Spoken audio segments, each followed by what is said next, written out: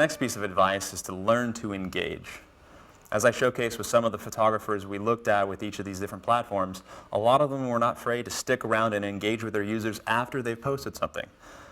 Too many photographers I know use the excuse that they're too busy for social media. They forget the social side of things. People just want to interact with you. If you're building a following and a brand for yourself, you want to do so on a positive note. Because I'm so prolific on social media, I get hundreds of emails every single week that have to do with everything from what camera people should buy, what lenses they should use, or maybe just trip advice for the different places that I've worked in around the world. Every single week, I try to take as much time as I can in order to answer these emails or these messages that happen on these different social networks. Why? Because I think it's important. The number one piece of response that I get back from users is the fact that they're surprised I even took the time to respond to them. Now, to me, that shows that I'm doing something right. And if I can build a brand name around myself as an individual that takes the time, that cares what my followers are doing, then that's a very positive note, and it's very good for my brand image. You also shouldn't look at your users as dollar signs.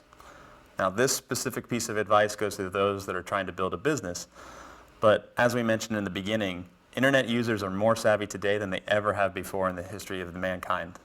And they're only going to continue to get more internet savvy because more and more people are getting on the internet every single day. So when you do make posts out there and you do want to advertise for, say, a workshop or an ebook or some sort of product or service you offer, don't just do a standard graphic flyer and sit there and say, sign up for my workshop. Get creative. When I'm looking to market one of my workshops in Iceland, I generally share an image of Iceland first.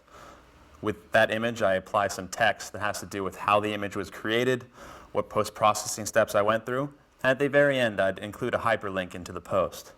This allows the post to go more viral, to reach more people, and if someone is actually interested in seeing more information about my workshop, then they're going to click through the link anyway.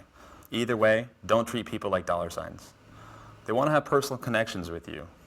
Give them that opportunity. Allow yourself to build a positive brand image. I promise it'll pay off in the end. Lastly, it can't all be about you. No matter how beautiful, witty, charming, or talented you think you are, no one wants to listen to you talk about yourself 24 hours a day, 7 days a week. Mix things up a bit.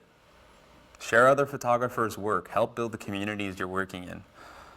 Share other content that you're interested in that doesn't have to do with you making a buck. I promise you, users will appreciate it. They'll want to see more of what you have to say. If you're consistent in your message and you're consistent in how you are operating with these different social networks, you will find yourself building quite a bit of a following in a short period of time.